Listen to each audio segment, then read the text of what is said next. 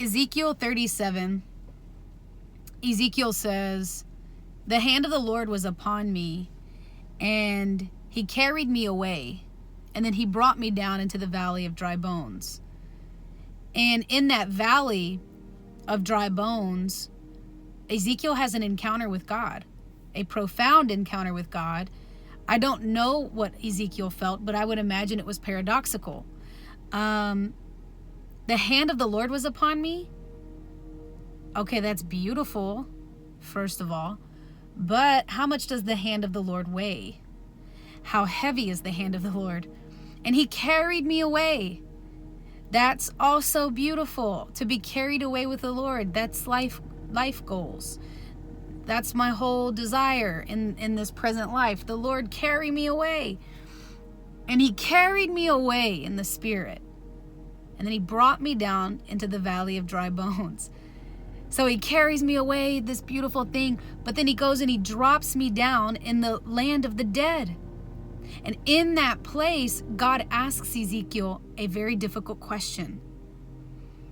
He didn't say, "Hey, Ezekiel, do I love you?" Ezekiel would have been like, "Yes, Lord." "Ezekiel, are you a prophet? Did I call you?" "Yes, Lord." But he says, "Ezekiel, can all these dead bones and all these fragments and shattered pieces of bones, can these things live again?" And Ezekiel says, "Only you know, Lord." I don't know. How am I supposed to know if all these bones can live? I don't know. Only you know, Lord. And God begins to tell Ezekiel, prophesy to all these dead bones, all these dead bodies, all these dead people. Prophesy to them that they are going to live again. What?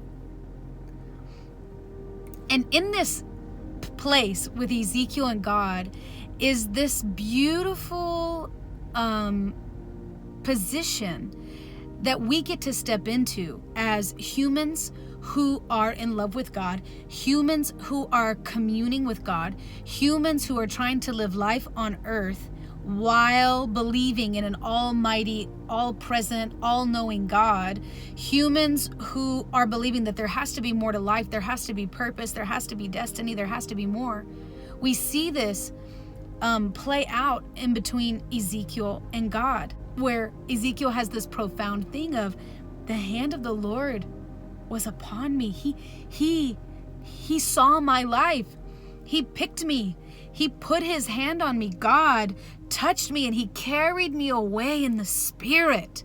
Man, isn't that our desire on this earth, to be carried away in the spirit with God, to know that there's something beyond flesh and bone? So the Lord carried me away in the spirit, but then he brought me down to nothing but bones. I liked your hand being on me and I liked being carried away, but I didn't know your hand was going to push me down into the valley of dry bones and that you were going to ask me crazy questions and give me crazy instructions like prophesy in this graveyard.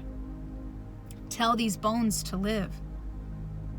And really, ultimately, what Ezekiel was doing with God in that moment was so beyond that moment, it's not even funny. And things that have already happened and things that happened then in the Word and things that came to pass in history. But really, Ezekiel was with God writing this story of the Son of God who was going to come and prophesy to dry bones and they were going to live again. You know, I'm alive in that prophecy.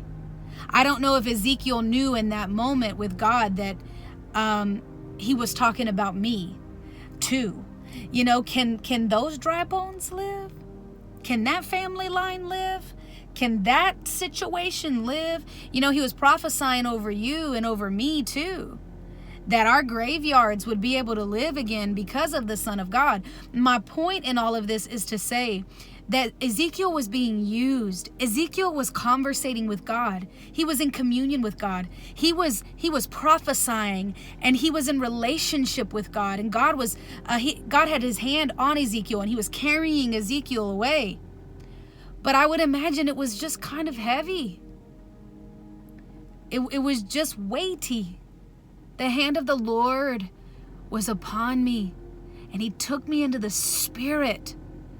And he brought me down into dry bones to ask me tough questions, to ask me if I could believe for something so radical, if I could believe for something so difficult.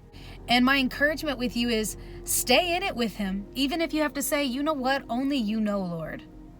I don't know. Only you know. But whatever it is that you know, if you depict that to me, I'm going to follow through. I'm going to speak it. I'm going to go. I'm going to do it. But only you know, Lord.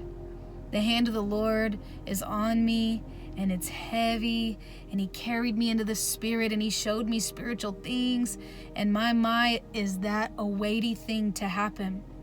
But I just want to tell you that that's a beautiful weight. And there are beautiful weights in this life, and there are ungodly weights. And Hebrews 12:2 tells us, and Hebrews 12 tells us, throw off those weights that are from the world. Throw off the weight that comes from Satan. Throw off the weight that becomes depression and doubt and hopelessness. Throw those weights off, because that has nothing to do with God. But there is this other weight that is a weighty glory of God, that is a great call of God, that is purpose, and that weight is holy. And I ask you to sit under it. Let the hand of the Lord be upon you, and to stay there until you just begin to work that thing out, and to be in a place with God where you say, only you know, Lord. I don't know what you're doing. I don't know where you carried me to. I don't know what I'm supposed to say, but only you know, Lord.